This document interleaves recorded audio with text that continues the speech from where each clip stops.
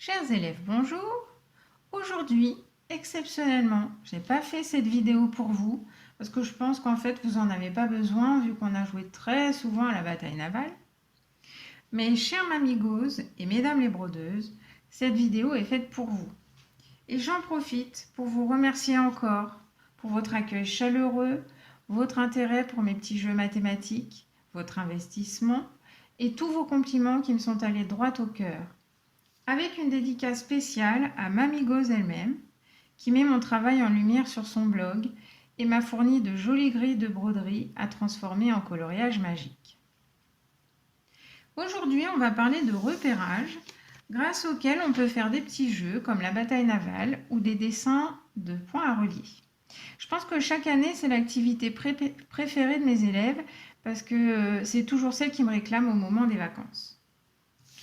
Si vous avez déjà joué à la bataille navale, au toucher-coulé, vous savez que chacun essaie de trouver les bateaux de l'adversaire, chaque bateau pouvant occuper une ou plusieurs cases du plateau de jeu. Et comme on ne peut pas montrer les cases dont on parle puisque chacun cache son jeu, on utilise un système pour les désigner. Par exemple, ici, j'ai colorié une case qui correspond à 7 colonnes et 7 lignes. En général, on dit d'abord la lettre, donc pour la désigner, cette case, je vais dire F3, mais bon, même si je dis 3F, il n'y aura pas de confusion possible, je suis sûre de la retrouver.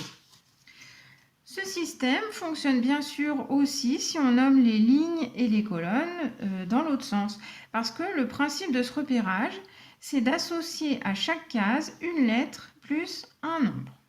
Je crois d'ailleurs que c'est comme ça dans les parties d'échecs que... on décrit les déplacements des pièces. Mais bon, je ne suis pas une spécialiste. Le repérage mathématique est très différent. Déjà, on peut voir que c'est ouvert. Contrairement ici, c'est ouvert. On a deux axes avec chacun une flèche.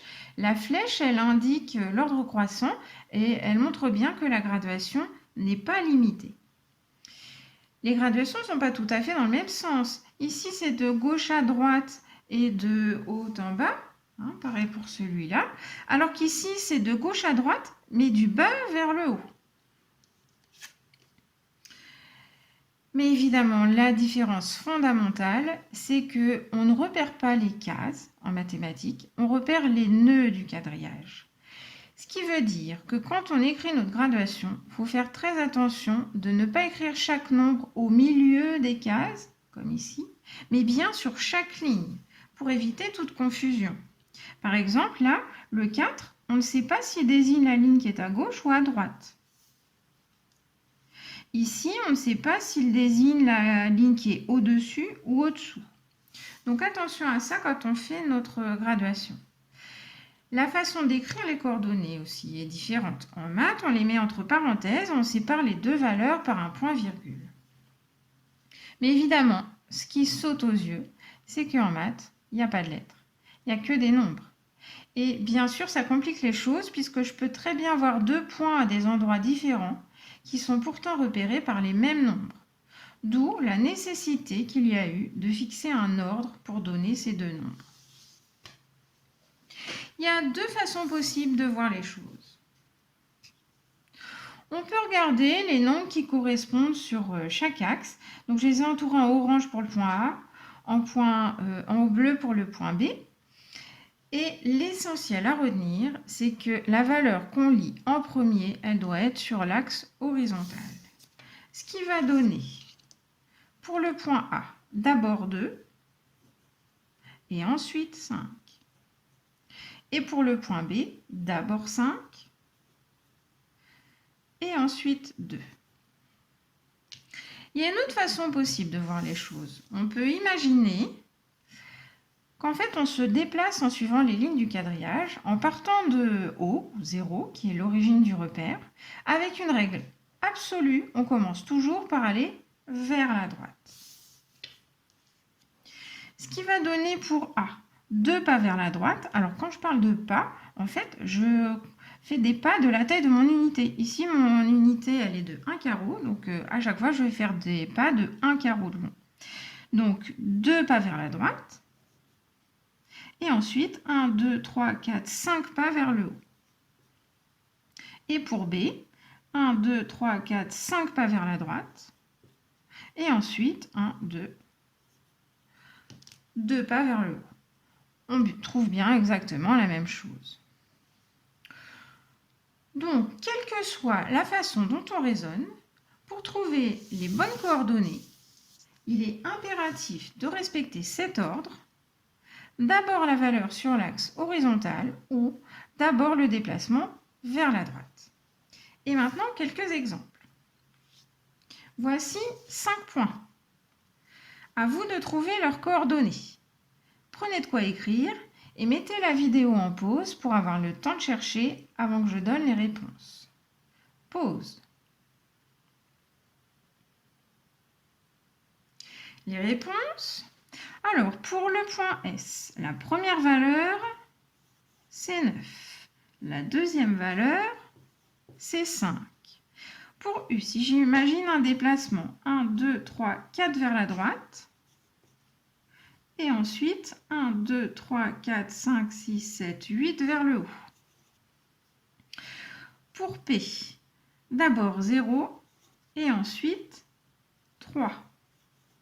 Pour E, d'abord 7 et ensuite 0. Et enfin pour R, alors R, avec lui c'est impeccable, on peut très bien se tromper sans que ça se remarque, puisque son abscisse et son ordonnée ont la même valeur. Deuxième exemple. Maintenant, vous allez tracer un repère. Pour ça, il vous faut du papier quadrillé. Ça peut très bien être des grands carreaux, hein, ça n'a pas d'importance. Mais surtout, vous indiquez bien vos graduations comme on a vu tout à l'heure. Et vous allez placer ces 4 points. Mais là aussi, vous aurez besoin de mettre la vidéo en pause et c'est maintenant. Où se trouvent ces points? Alors, pour le point F, première valeur 3, deuxième valeur 9. Donc, le point F se trouve ici. Pour le point I, si j'imagine un déplacement, d'abord 10 vers la droite, hop, je me retrouve là. Et ensuite 4 vers le haut, 1, 2, 3, 4. I se trouve ici. Le point L, d'abord 2, ensuite 0. Et le point S, d'abord 0 et ensuite 4. Le point S.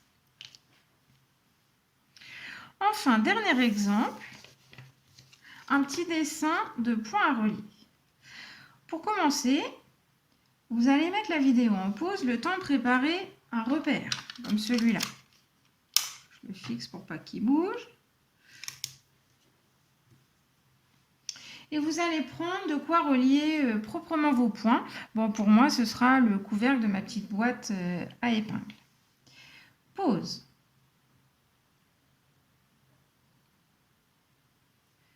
Prête?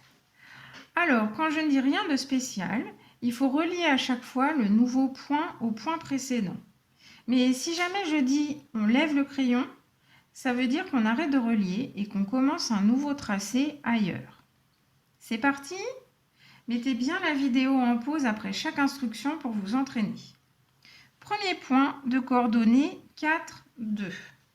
Pause. Ce point se trouve ici. Bon, quand je fais un dessin à points, je repère jamais les points avec des croix parce que c'est beaucoup moins joli quand le dessin est terminé. Point suivant de coordonnées 6, 8. Pause. Ce deuxième point se trouve ici et je le relie au point précédent. Point suivant. 3, 8. Pause.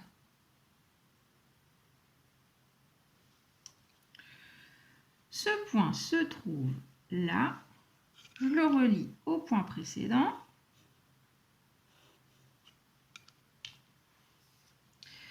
Attention, maintenant, on lève le crayon et on place le point de coordonnées 4, 5. Pause. Donc, j'arrête de relier et je place ce point ici. Et enfin, le dernier point de coordonnées 6, 5. Pause. Ce dernier point se trouve là. Je le relie au point précédent. Voilà, le dessin mystère est terminé. Bon, je reconnais que c'est pas très intéressant, c'est juste un set. D'ailleurs, j'en profite pour lancer un appel. Si vous savez bien dessiner, si vous avez le temps, l'inspiration, l'envie de créer un dessin de points à relier dans un quadrillage, envoyez-le moi à cette adresse mecommat@free.fr. Parce que moi en dessin je suis vraiment une quiche. Donc si vous m'envoyez vos créations, à ce moment-là je pourrai en faire de nouveaux exercices pour vous comme pour mes élèves. Voilà, vous savez l'essentiel sur le repérage mathématique. Vous allez maintenant pouvoir découvrir mes dessins mystères et je vous dis à bientôt chez Mamie Gauze.